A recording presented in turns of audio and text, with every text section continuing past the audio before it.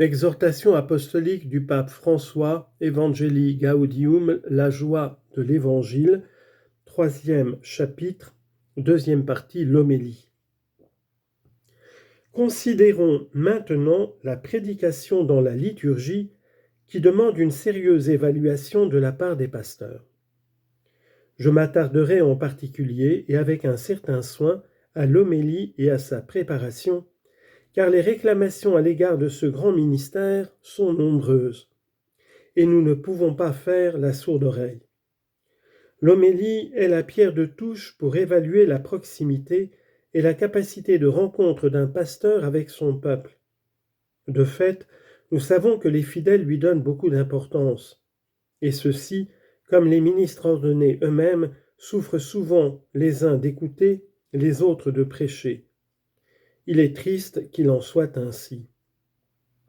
L'homélie peut être vraiment une intense et heureuse expérience de l'esprit, une rencontre réconfortante avec la parole, une source constante de renouveau et de croissance. Renouvelons notre confiance dans la prédication qui se fonde sur la conviction que c'est Dieu qui veut rejoindre les autres à travers le prédicateur, et qu'il déploie sa puissance à travers la parole humaine. Saint Paul parle avec force de la nécessité de prêcher, parce que le Seigneur a aussi voulu rejoindre les autres par notre parole. Confère Romains chapitre 10, versets 14 à 17. Par la parole, notre Seigneur s'est conquis le cœur des gens. Il venait d'écouter de partout. Confère Marc 1, 45.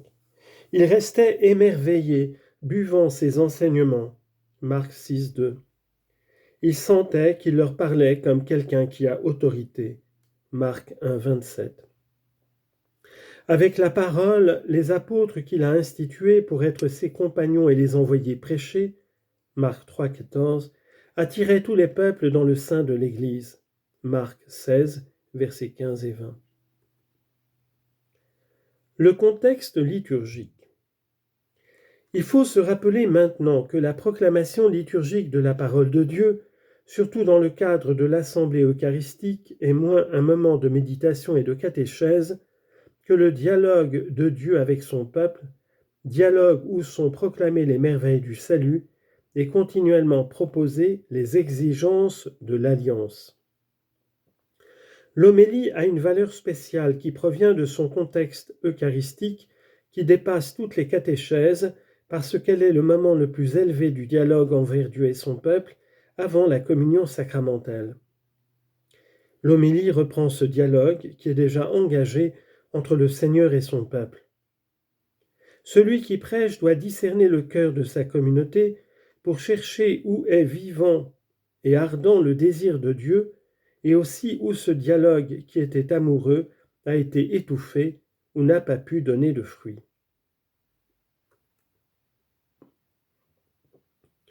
L'homélie ne peut pas être un spectacle de divertissement. Elle ne répond pas à la logique des moyens médiatiques, mais elle doit donner ferveur et sens à la célébration. C'est un genre particulier puisqu'il s'agit d'une prédication dans le cadre d'une célébration liturgique. Par conséquent, elle doit être brève et éviter de ressembler à une conférence ou à un cours. Le prédicateur peut être capable de maintenir l'intérêt des gens durant 1 heure, mais alors sa parole devient plus importante que la célébration de la foi. Si l'homélie se prolonge trop, elle nuit à 2 caractéristiques de la célébration liturgique, l'harmonie entre ses parties et son rythme. Quand la prédication se réalise dans le contexte liturgique, elle s'intègre comme une partie de l'offrande qui est remise au Père et comme médiation de la grâce que le Christ répand dans la célébration. Ce contexte même exige que la prédication oriente l'assemblée et aussi le prédicateur vers une communion avec le Christ dans l'Eucharistie qui transforme la vie. Ceci demande que la parole du prédicateur ne prenne pas une place excessive de manière à ce que le Seigneur brille davantage que le ministre. La conversation d'une mère.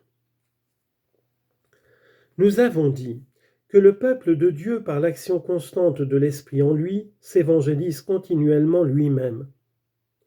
Qu'implique cette conviction pour le prédicateur? Elle nous rappelle que l'Église est mère et qu'elle prêche au peuple comme une mère parle à son enfant, sachant que l'enfant a confiance que tout ce qu'elle lui enseigne sera pour son bien, parce qu'il se sait aimer. De plus, la mère sait reconnaître tout ce que Dieu a semé chez son enfant. Elle écoute ses préoccupations et apprend de lui. L'esprit d'amour qui règne dans une famille guide autant la mère que l'enfant dans leur dialogue, où l'on enseigne et apprend, où l'on se corrige et apprécie les bonnes choses. Il en est ainsi également dans l'homélie. L'esprit qui a inspiré les évangiles et qui agit dans le peuple de Dieu inspire aussi comment on doit écouter la foi du peuple et comment on doit prêcher à chaque Eucharistie. La prédication chrétienne, par conséquent, trouve au cœur de la culture du peuple une source d'eau vive, tant pour savoir ce qu'elle doit dire que pour trouver la manière appropriée de le dire. De même qu'on aime que l'on nous parle dans notre langue maternelle, de même aussi dans la foi, nous aimons que l'on nous parle avec les termes de la culture maternelle, avec les termes du dialecte maternel. 2 Maccabées. Et le cœur se dispose à mieux écouter. Cette langue est un ton qui transmet courage, souffle, force et impulsion.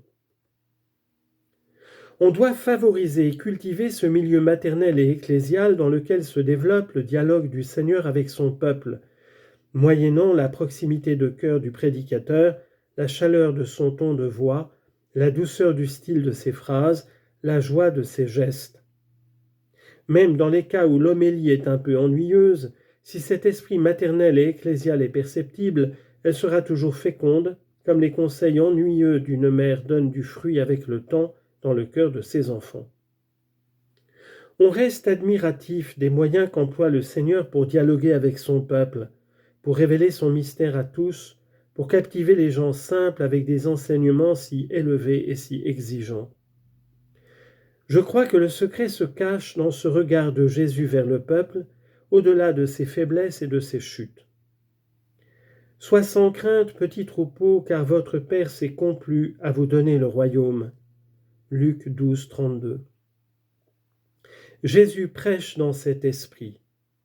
Plein de joie dans l'esprit, il bénit le Père qui attire les petits, en disant « Je te bénis, Père, Seigneur du ciel et de la terre, d'avoir caché cela aux sages et aux intelligents et de l'avoir révélé aux tout-petits. » Luc 10, 21. Le Seigneur se complaît vraiment à dialoguer avec son peuple et le prédicateur doit faire sentir aux gens ce plaisir du Seigneur. Des paroles qui font brûler les cœurs. Un dialogue est beaucoup plus que la communication d'une vérité. Il se réalise par le goût de parler et par le bien concret qui se communique entre ceux qui s'aiment au moyen des paroles. C'est un bien qui ne consiste pas en des choses, mais dans les personnes elles-mêmes qui se donnent mutuellement dans le dialogue. La prédication purement moraliste ou endoctrinante, comme aussi celle qui se transforme en un cours d'exégèse, réduit cette communication entre les cœurs qui se fait dans l'homélie et qui doit avoir un caractère quasi sacramentel. Citation, « La foi naît de ce que l'on entend dire, et ce que l'on entend dire vient de la parole du Christ. » Romains chapitre 10, verset 17. Dans l'homélie, la vérité accompagne la beauté et le bien. Pour que la beauté des images que le Seigneur utilise pour stimuler à la pratique du bien se communique, il ne doit pas s'agir de vérité abstraite ou de froid syllogisme. La mémoire du peuple fidèle comme celle de Marie doit rester débordante des merveilles de Dieu.